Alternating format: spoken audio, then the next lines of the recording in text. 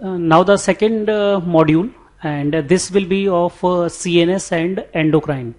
So important topics of CNS in the Central Institute is aphasia topic, then the localization of lesion, whether it is in the cortex or in the basal ganglia or in brainstem. Third is the topic of meningitis and the procedure lumbar puncture, especially the AIIMS exam. Then stroke, especially the guidelines of the stroke, as well as important topics are of myopathy,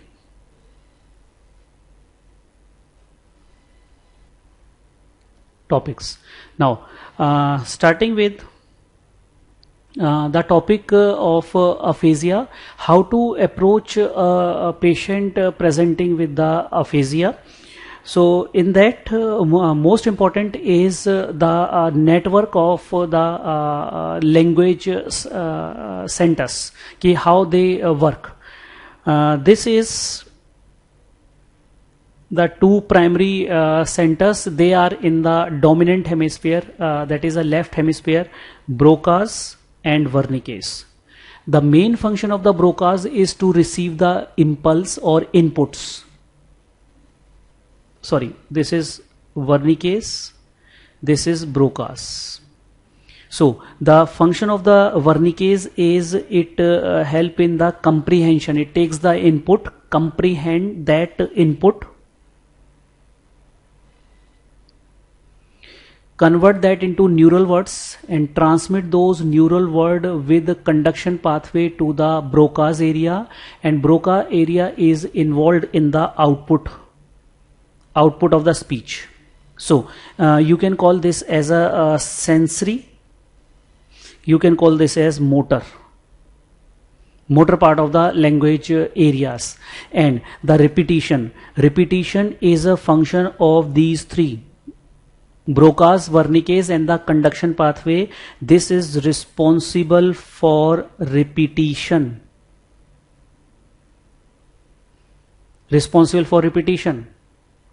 Broca is responsible for output. Verbal output means fluency.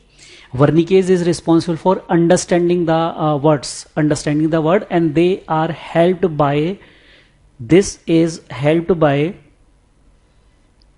transcortical sensory area. So the function of the transcortical sensory area is comprehension, but it is not involved in repetition. So this is isolated from these parts, so not involved in repetition.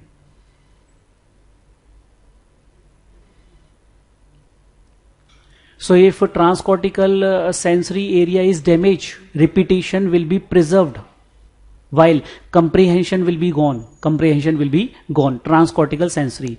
Similarly, the transcortical motor, that helps the Wernicke's area for motor fluency, and also it is not it is not involved in repetition. So this repetition is a very important. If repetition is gone, these will be the three areas which will be involved. So the most important thing here is, in any aphasia, naming will be gone. In any aphasia. So the approach is simplified approach to make a diagnosis of aphasia. That is, the first, repetition you have to see. Naming will be gone in all the disorders. So repetition is absent. Repetition is positive. So when repetition is absent, think of Broca's, Wernicke's and conduction area. So think of these sites. So repetition is absent. Next will be, then what about the comprehension?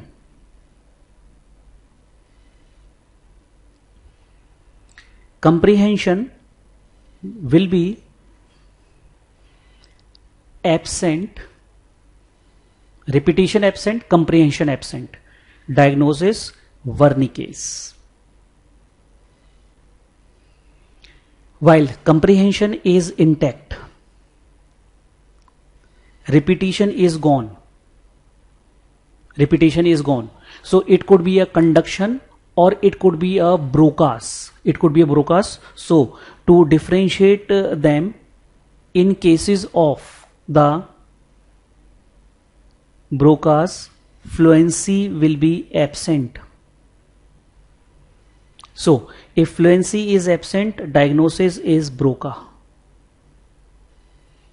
So only repetition is the problem. Comprehension is okay, fluency is okay. Then it is a conduction. Aphasia. While if repetition is positive, look for comprehension.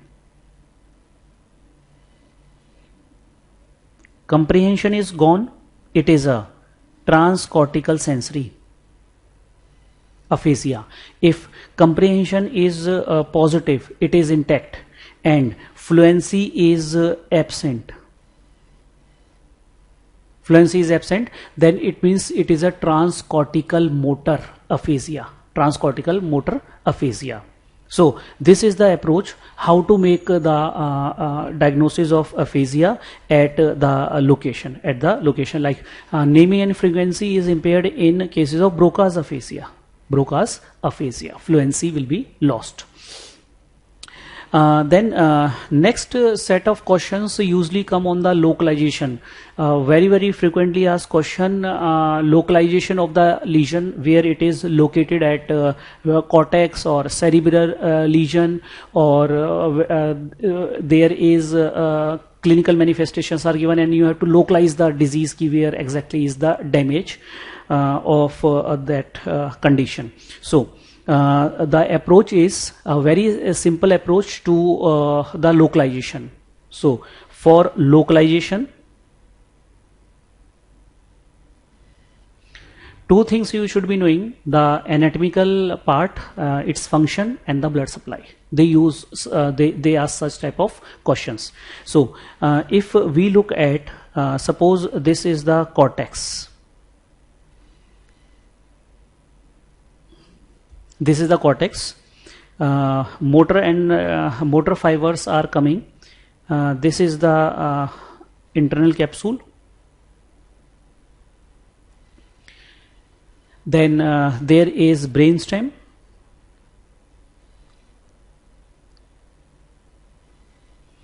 Which is midbrain, pons, medulla. Midbrain, pons, medulla. So the fibers are coming from the cortex, and I am talking about the motor fibers. And below the medulla, then they cross to the other side and then descend into the spinal cord to the opposite side.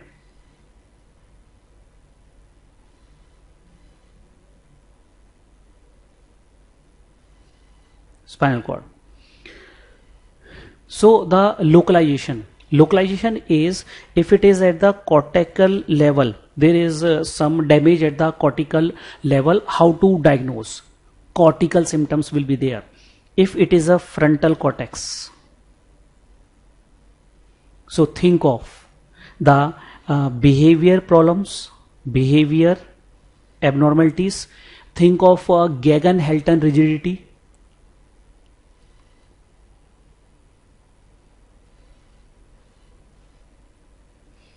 Will be there.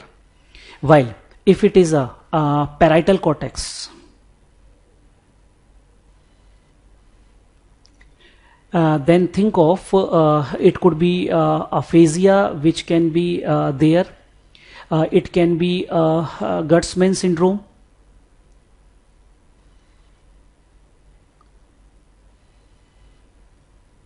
It can be hemi-neglect. Can be present. So these are the parietal thing. While temporal It is. The symptoms of hemianopia will be there, like the optical radiations which are going, and there can be a problem with the memory loss will be there. While if it is occipital cortex, so in the occipital cortex it will be the cortical blindness will be present. Cortical blindness, and in cortical patient is in a denial phase, will not believe that he is blind. He is blind. So frontal, parietal, temporal and occipital, and you should be knowing the blood supply of these lobes. Like the frontal lobe is anterior cerebral artery, parietal lobe is mainly a middle cerebral artery, and temporal and occipital cortex, they are supplied by the posterior cerebral artery. Peripheral branches. Now if the localization is in the internal capsule, it will be a typically dense hemiplegia. Dense hemiplegia. Dense hemiplegia means facial will also be gone, the upper limb, lower limb will be gone. So these will be the symptoms given here.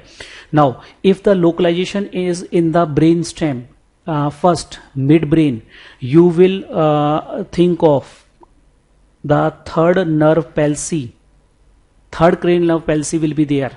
And also know this brain stem is supplied by posterior cerebral artery. Posterior cerebral artery. So think of a posterior cerebral artery infarction or block. And in the pons, you will think of the pontine syndromes, like 6th nerve and 7th nerve will be gone. In the medulla, lower cranial nerves will be gone, like cranial number 8, 9, 10, there will be 11 and 12. So these will be affected in the medulla, and you will be getting the medullary syndromes. Lateral medullary syndrome and the medial medullary syndrome will be present here. And if the damage is in the medulla, there will be an important finding that there is inhibition of reticular activating system.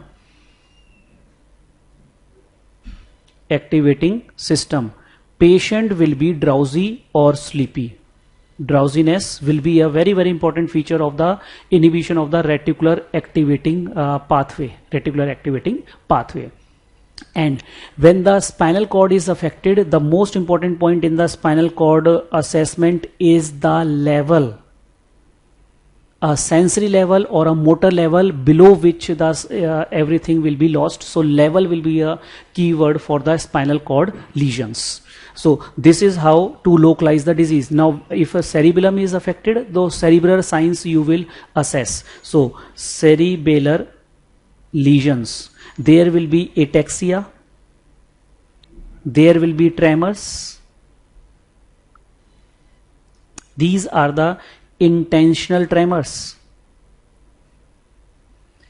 Patient will not able to repeat the movements. Repetitive movements will be lost.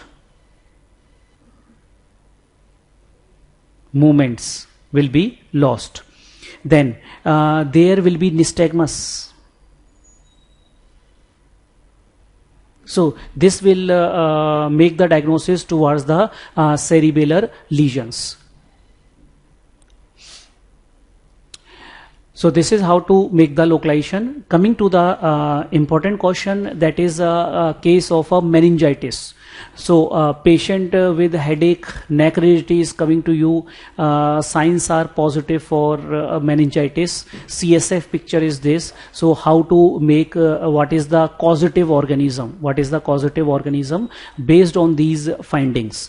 Other questions which comes is the technique of the lumbar puncture, how the lumbar puncture is done, a simple procedure done in the wards. So the approach of a patient coming to you with a suspected meningitis. So first step is, suspected meningitis patient is coming to you, look for the shock. If shock is present, so take the blood culture immediately, followed by antibiotics. Patient is in shock. But if shock is not mentioned, look for, if there is an indication of CT scan before the lumbar puncture. If indication is yes, then CT will be done before the lumbar puncture. So in that case, blood culture followed by antibiotics followed by CT scan. This will be the sequence.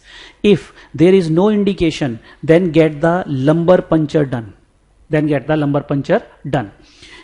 to antibiotic time should be less than 1 hour, and dexamethasone should be given up to 20 minutes before the antibiotic therapy. Now, what is this indication of CT scan before the lumbar puncture? Indications of CT scan before the lumbar puncture is if there is any suspected mass lesion or signs of raised intracranial pressure. In that condition, we will go for the CT scan before lumbar puncture to prevent the herniation. So these conditions will be: first, immunocompromised state. There can be a toxoplasmosis, a very common space of opine lesion.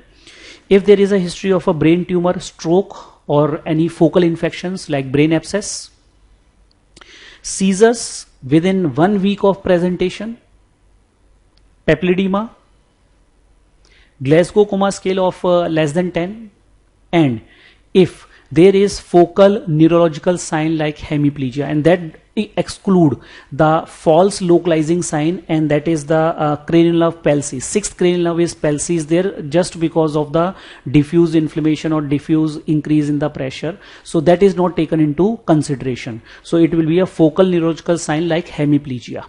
So these are the indication of CT scan before the lumbar puncture. Now, what is the procedure? Procedure is it should be in the L3, between L3 or L4 space. The direction of the needle is slightly towards the upward direction towards the head end. The direction of the needle should be there. And if you have to measure the pressure of the CSF, patient should not be flexed. Patient should be, the back should be straight, not flexed, if you want to measure the pressure of the CSF. So this is the correct technique of the lumbar puncture. And the findings of the lumbar puncture, and especially the favorite question of the examiner is this cryptococcal meningitis. They do ask the question on this finding. So if we will look at the pyogenic meningitis, usually the cell count will be more than 1000. Neutrophil predominance will be there.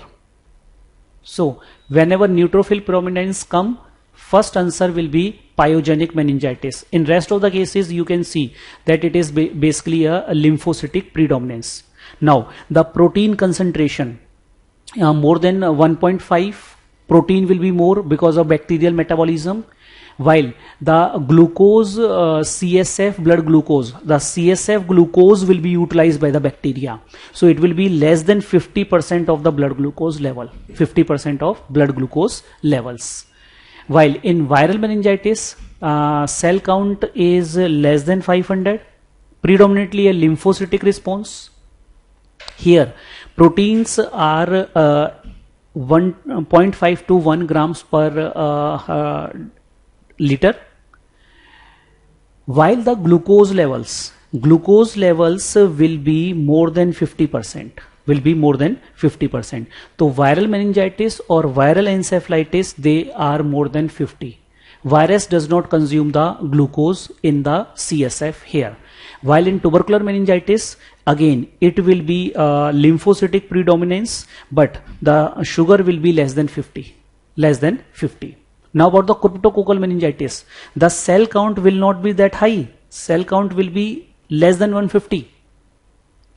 Proteins 0.5 to 1, and sugar values, they will be reduced. The cryptococcus meningitis. In viral encephalitis, less than 250, lymphocytic response 0.5 to 1, and glucose will be here. In viral encephalitis will be more than 50. They does not use the glucose. So this value and this value, viral meningitis and viral encephalitis, they will resemble each other. Then the stroke guidelines. Patient coming to you in emergency, how will you approach that patient, a suspected patient coming to you in the emergency?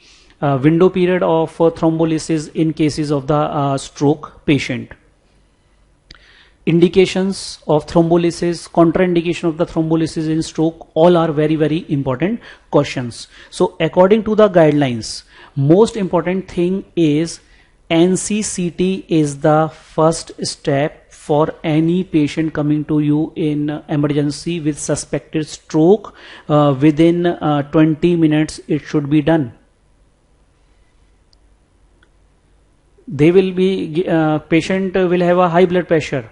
Do not reduce the high blood pressure. Do not give thrombolysis. Do not give aspirin. First do the CT scan to prove that it is a case of a stroke. So always the first investigation or management in suspected stroke is the NCCT scan.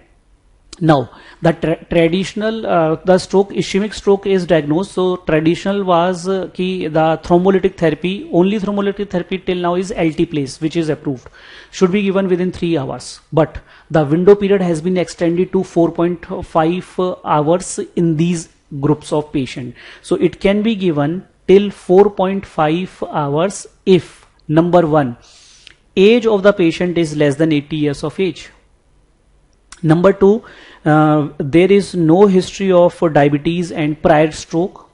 We can give extend it to 4.5 hours. Patient is not taking any oral anticoagulants and the stroke is not involving more than 1/3 of the MCA territory. So these are the 4 important clinical features where a 4.5 hour window is recommended. Now, what is the contraindication of thrombolytic therapy in stroke patients? Hemorrhagic stroke anytime.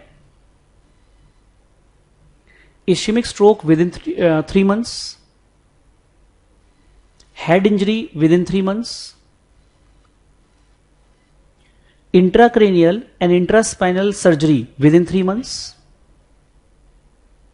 So 3, 3, 3.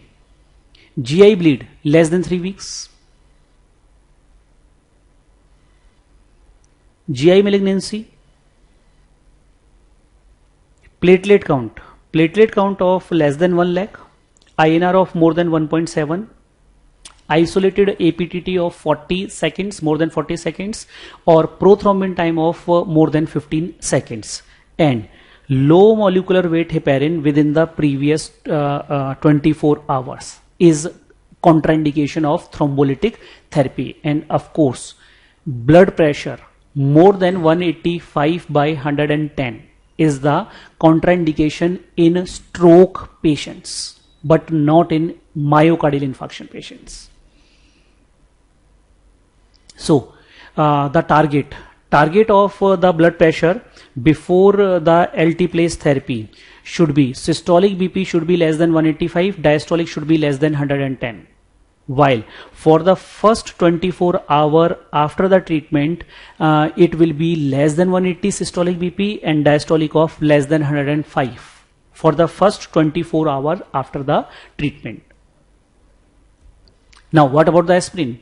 Ischemic stroke patient has come to you. So when to start the aspirin therapy? So if it is a case of a non-cardioembolic acute ischemic stroke, aspirin should be given after 24 hours of thrombolytic therapy, Non-cardioembolic. Non-cardioembolic means it can be from the carotid artery. While AF associated with acute ischemic stroke, that is a cardioembolic stroke from the thrombus, left atrial thrombus it has come.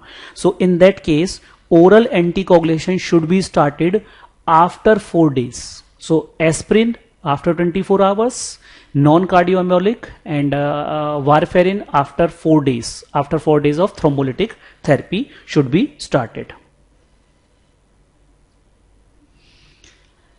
Now, the CNS, after the CNS is the endocrine section, and in the endocrine section, the most important central institute exams, they ask diabetes mellitus, especially the management protocol of diabetes mellitus.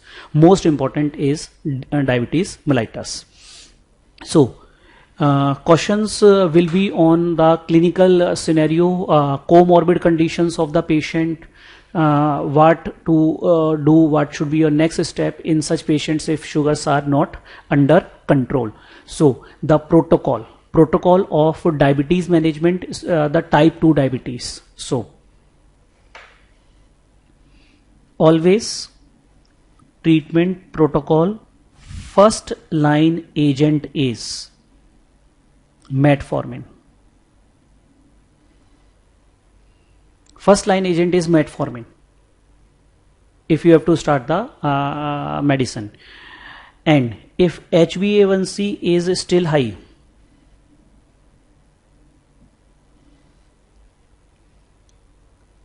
so you can see metformin can be the initial drug of choice for type 2 diabetes. Initial drug of choice. If HbA1c remain high, then 3 groups. So we individualize the treatment. Individualize the treatment like if patient has atherosclerotic cardiovascular disease, like CAD, stroke that has happened. So in that case, there is a need to reduce the CAD events. So CAD event has to be reduced, and this is a potential question. What are the anti-diabetic agents which reduces the CAD events? So those agents are SGLT2 inhibitor. These are again important question, empagliflozin more than canagliflozin. Or another agent which reduces the CAD events is GLP-1 agonist or analogs. GLP-1 analogs, and in GLP-1 analogs it is liraglutide. Better CV safety, cardiovascular safety than the agent semaglutide. So this will be the preferred next line agents. While if patient is having heart failure or CKD, so in that patient, give the drug which reduces heart failure risk reduction. Heart failure reduction, a risk is reduced, and that agent is SGLT2 inhibitor. SGLT2 inhibitor will be given. While if there is no atherosclerotic cardiovascular disease or CKD or heart failure, none of them is present, then you have to take into consideration the patient aspect. So 3 important patient aspect, especially in India, cost is the factor.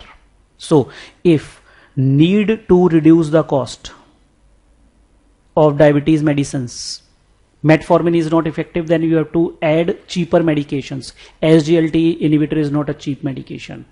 GLP-1 analog are costly medications. So in that condition, sulfonylureas or pioglitazone, thiazolidinediones will be added.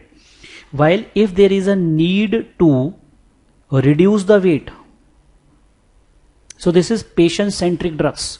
In that condition, you add the GLP-1 analogs or SGLT inhibitor. These are the 2 groups of agent which have shown to reduce the weight. While if there is, especially in elderly, need to reduce hypoglycemia, especially elderly patients, so give those drugs which does not lower the which does not cause hypoglycemia. So those drugs will be DPP4 inhibitors like sitagliptin, DPP4 inhibitors, or you can give here GLP-1, or you can give SGLT inhibitors or thiazolidinediones. So they does not cause the hypoglycemia. So this is the protocol. Now, what about at what level we should start which treatment? This is a protocol. This is a protocol ki if you are adding starting with metformin, then if HbA1c is not controlled, go for the next line of treatment. So the protocol is dependent on the HbA1c levels, and that is, if HbA1c is less than 9, then you start with the monotherapy. HbA1c greater than or equal to 9, consider the dual agent, dual oral agent along with metformin, Now, in type 2 diabetes, what is the indication to start the injection? That is the insulin. So if HbA1c is more than 10, this is the limit which is taken. The blood glucose levels of more than 300, or patient is symptomatic in the sense patient is having weight loss, catabolic state is there. So in that condition, start with the insulin. Now, which insulin we will start? Usually we start with basal insulin. Basal insulin, long acting insulin like Glargine, we will start, and it is 0.1 to 0.2 units per kg per day, and we keep on titrating the dose every 5 to 7 days, and if the dose becomes more than 0.5 units per kg per day, then in that case we will add bolus insulins, short acting insulins. So this is the protocol of managing a patient coming to you with diabetes mellitus. This was the module 2, which has CNS and the endocrine. So if there is any doubt, you can ask on the DEMS club. Thank you.